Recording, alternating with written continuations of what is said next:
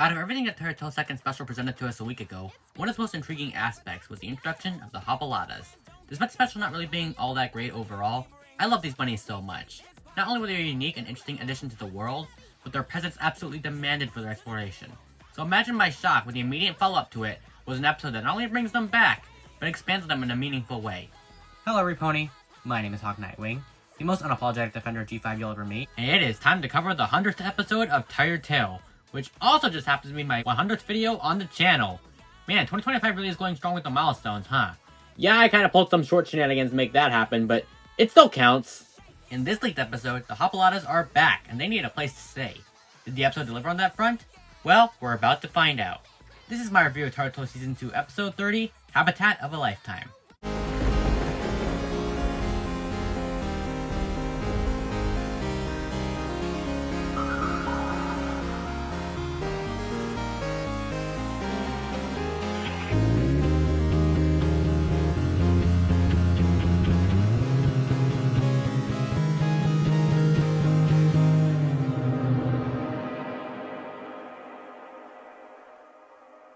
The episode follows the main six as they try and find the Hoppalottas a new place to live, but no matter what location they try, leader Hoppalotta Mimi refuses each one due to her traumatic past.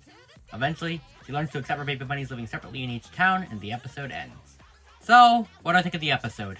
Oh my goodness, this was so good, where do I even begin? Okay, let me explain myself here. Like I said before, for as much as Special 2 may have kinda underwhelmed me a bit, the Hoppalottas were never a dull inclusion. They were by far the most intriguing part of the special, and considering their implied backstory, there was plenty of instances where future episodes could have expanded on them further in meaningful ways. And boy, does this episode do that. It goes out of its way to answer the big burning question we were left with after the special ended, which was, well, the Hoppalottas returned to Equestria, where are they gonna live now? And immigrating someplace new is never easy to do. It comes with immense hardship and struggle. You're stuck with memories of the life you've led before, and it's difficult to accept that things are different now. The episode shows how hard it is for Mimi to return to each civilization, as she gets PTSD flashbacks to the fall of Equestria, where ponies were divided between species, and they were persecuted as a result. I mean, wow. The episode could get intense at times with its dark imagery and framing in the flashbacks. With every new location, it starts out fine, but then Mimi's PTSD kicks in, and we're shown how she and her family were chased out in brutal ways. As a result, she's too afraid to explore the place any further. Her fight-or-flight instincts kick in, and she's too terrified to accept that her baby is like it in these places. The episode teaches the lesson that sometimes, it's okay to let go and accept that those closest to you are spreading their wings. Even if you can't personally, it's okay to let others choose their own paths. She couldn't force the baby bunnies to follow her everywhere. They don't know the trauma that she's been through, and they want a fresh start. Mimi comes to accept this, after getting comforted by Misty and Hitch. It's a very mature lesson to portray in a kids show like this, and demonstrates that there's not an easy solution to every problem. There's no one-size-fits-all kind of way to deal with something this complex, and Mimi needs time to explore the world and process her raw emotions, before she finally settles down in any one place. Again, it's a fantastic moral, and to have an episode this amazing come from an okay special, really shows that we never knew just what this series had in store, did we? It's a shame it was cancelled before things could get this good, but at least we got to see what things could have been, even if Hasbro's trying so desperately to bury this generation 6 feet under. They can run from their problems, but they can't hide.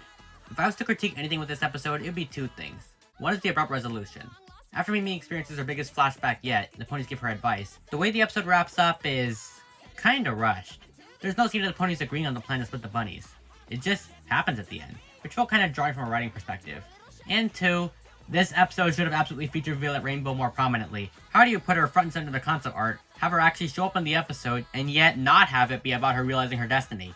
I actually thought this episode would have Violet help with giving the Hoppalottas a new home, but no. That never happens. She doesn't even get a speaking role despite showing up 3 times in the same episode. How do you manage that? Oh well. With those complaints out of the way, great episode. And because it's mature subject matter, I have no problem saying this is yet another example of G5 being the best generation ever. Like, it's not even a contest at this point. But, what do you guys think of this episode? Feel free to let me know in the comments below. Until next time, this is Hawk Nightwing signing out. Hoof to heart.